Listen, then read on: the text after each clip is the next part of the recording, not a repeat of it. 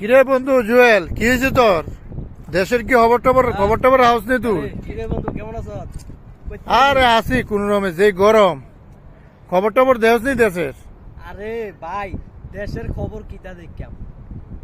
দেশের খবর কি দেখাম আমার বোঝা ভাই। কুকুর খবর দেখতাম যাই, নিউজ দেখতাম যাই, এই আলুজাল খবর।